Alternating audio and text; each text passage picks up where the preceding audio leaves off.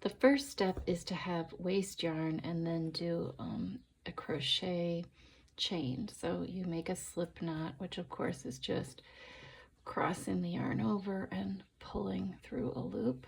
That's a slip knot. And then to chain, you stick your crochet hook into there, grab the yarn, pull it through, grab the yarn, pull it through, maybe like 4 stitches. So that's how you, or 5, I don't know. It's so temporary, it's never really mattered. Okay, that's where you begin. So to determine how many to cast on, you take the original cast on and you divide it in half and add 1. So for this one, I would cast on 55 stitches. Okay, so this crochet waste yarn cast on avoids another one that's far more difficult for me to keep track of. But anyways, I hold the crochet hook in my right hand, and in my left hand I hold the needle the small needle that I'm going to use, and you put the yarn underneath it, the waste yarn, and then you pull the stitch over and slip it through the slip knot, and you've made 1 stitch. And then bring the yarn to the back, and you just repeat this over and over. Bring the yarn to the back until you get to 55. I like to put stitch markers in, so I don't have to keep counting over and over. So I'll probably put a stitch marker in when I get to 20. But this is the basic setup where the yarn is underneath and the crochet hook comes above the top, pulls the yarn through. And you can see here I have added 4 or 8 stitches. Once you have the desired number of stitches, then you just chain a little tail at the end, like that, and you'll break the yarn and slip it through the last one to close it off. There's a series of 2 rows you do, and then you repeat those rows again. The first one is that you are going to knit, and then you're going to yarn over. You're going to knit and yarn over, knit and yarn over all the way to the end. Okay, so we're coming to the end. Yarn over, knit, yarn over, knit, yarn over, knit, yarn over, and knit. Okay, and then I turn the work.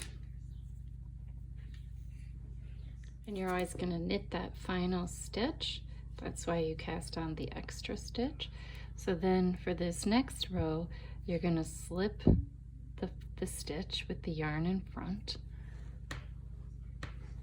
and like that. And then you can take the yarn to the back and knit, and slip with the yarn in front, and knit,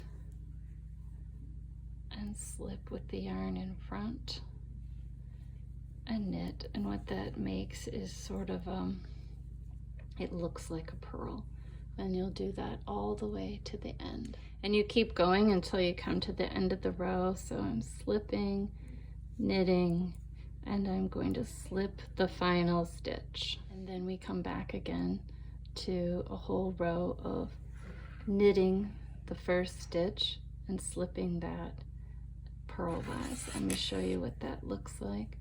So I knit and I slip, and with the yarn in front. I knit and I slip with the yarn in front. And what that slipping with the yarn in front creates is sort of a pseudo pearl. You can see it there. Let me just do a couple more. Slip with the yarn in front, knit, slip with the yarn in front, knit. Slip with the yarn in front and knit all the way to the end of the row. And you're going to keep going all the way to the end of the row.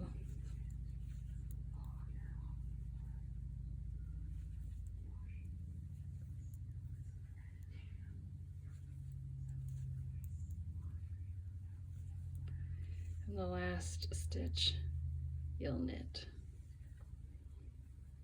And then the last row, you're turning the work, and you can see here that you're going to slip this one purlwise and knit that one, because you can see that it looks like a knit, and you can see that that looks like a purl.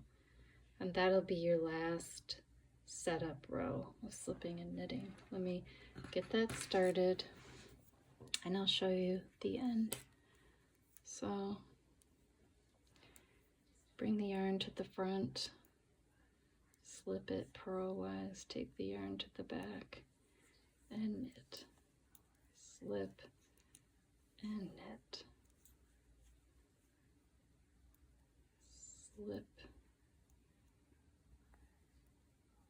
and knit. All the way to the end. So I'm coming to the end of the row, the last one, and going to slip that last stitch, and then when I turn it, now I'll just start knitting and purling regularly, and I'll knit the knits and purl the purls. And of course, you know what that looks like. I'm just gonna show you to get started. And that, now I'm knitting this flat, but say you were knitting it in the round and you wanted to connect it. I'll show you that next. So the other thing that's so nice about this method is it's so easy to join without twisting because it's so clear. And the reason why you have an odd number, you can see how this is a knit and this is a purl and this is a purl and this is a knit, and this would be a slipped one. Well, I'd slip that on there and I would just purl those two together to join it in the round. I'm not going to do that because that's not what I need to do, but that would be how you join it in the round. So I'm heading back.